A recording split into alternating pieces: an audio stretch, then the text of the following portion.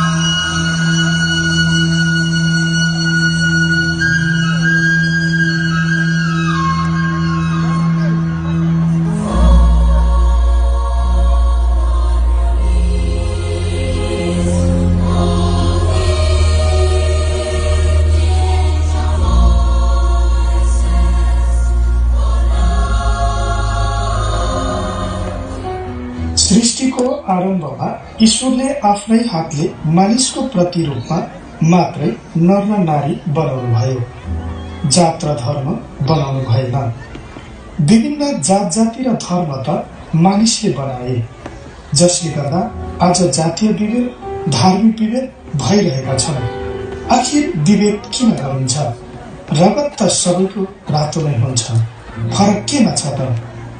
यो संसारमा मानवले बनाएका जात र धर्मका आधारमा होला कोही हिन्दू, कोही मुस्लिम, कोही बौद्ध त कोही इसाई। जो जुन धर्मको भए तापनि आखिर हामी एक सत्य ईश्वरको पवित्र सन्तान होइनौ र? यो संसार एउटा साझा फुलबारी हो, जुन फुलबारीमा विभिन्न थरीका फूलहरू फुलिरहँदा जसरी सुन्दर देखिन्छ, त्यसै गरी ईश्वरको सृष्टिमा पनि हजुर हामी फुलेका सुन्दर अनि असल फूल हौ।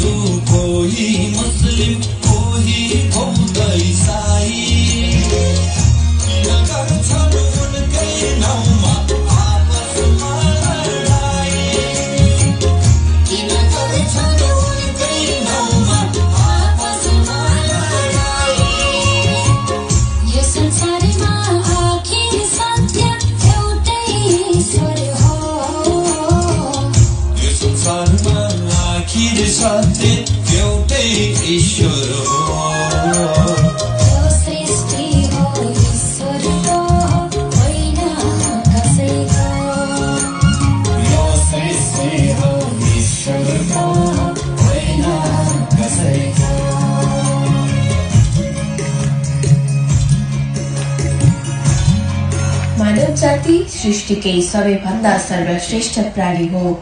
होलान् कोही काला, कोही गोरा, कोही होजा त कोही अग्ला। नारीले सन्तान जन्माउँछिन् त नरले जन्माउँदैन। के फरक यति नै होइन त? ईश्वर न त जातमा हुनुहुन्छ न त धर्ममा। ईश्वर त केवल मनमा हुनुहुन्छ, मनमा होइन।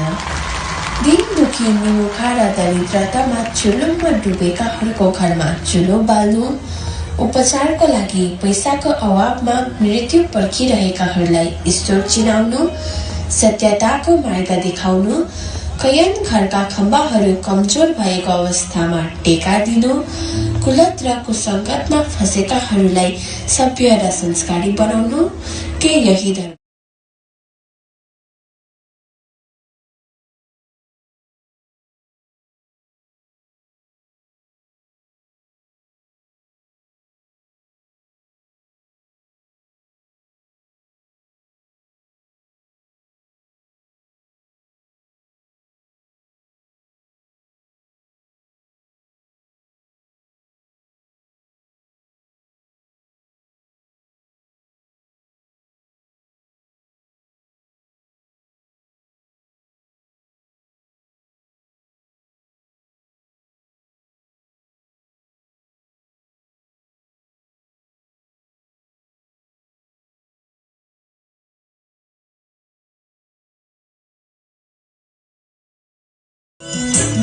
ईश्वरलाई हामीले संसारका चीज वस्तुमा, काल्पनिक क्षेत्रमा र आकृतिमा खोजेर बसेका थियौं।